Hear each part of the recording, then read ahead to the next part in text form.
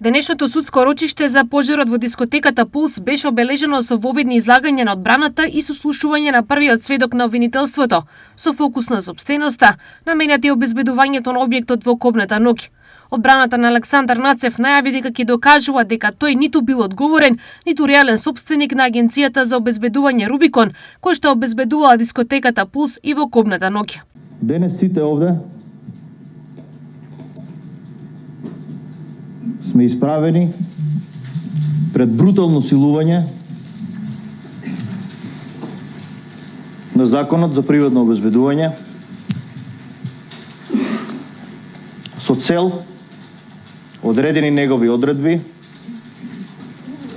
да послужат како подкрепа на теоријата на случај која ја презентира подносителот на обвинението.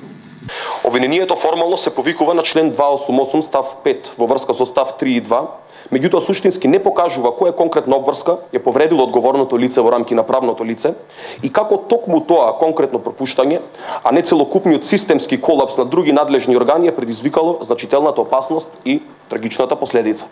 Теоријата на одбраната е конципирана на начин што тешкиот и жешкиот товар на докажувањето ќе му го препушти на обвинителството како што е редот, а со оглед на начинот на кој што е напишано истото и доказите содржани во него, ќе му предстои ѓаволски тешка работа.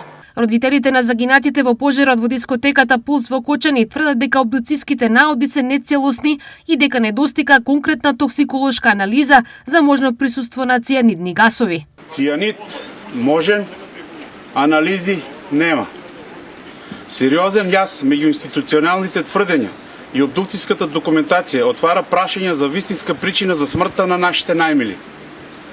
Иако во одговорот во основното јавно обвинителство се наведува дека вештачењата на Институтот за хемија и анализите на МВР и ОФИ ја потврдиле веројатноста дека испуштање на цијанидни гасови во последица на согорување на материјалите во клубот, клучно прашање останува неодговорено. Дали при обдукциите е направена конкретна токсиколошка анализа за цијанид и други отровни гасови во телата на нашите починати деца. Во обдукцијските наводи, како причина за смрт е наведено задушување од јаглерод моноксид. Меѓутоа, во самиот обдукцијски налог јасно се наведува дека од телата се земени крв и урина за одредување на јаглерод моноксид, како и за токсиколошката анализа, при што изрично стои дека останатите токсиколошки анализи ќе бидат дополнително доставени. До денес овие дополнителни резултати не се доставени на семејствата, ниту се содржани во конечните обдуцијски наводи. Ово отвара сериозен сомнеж дека заклучокот за причината на смртта е донесен без комплетна и насочена токсиколошка анализа, особено ако се има предвид дека водородниот цијанид не се детектира рутински и бара посебно специфично испитување.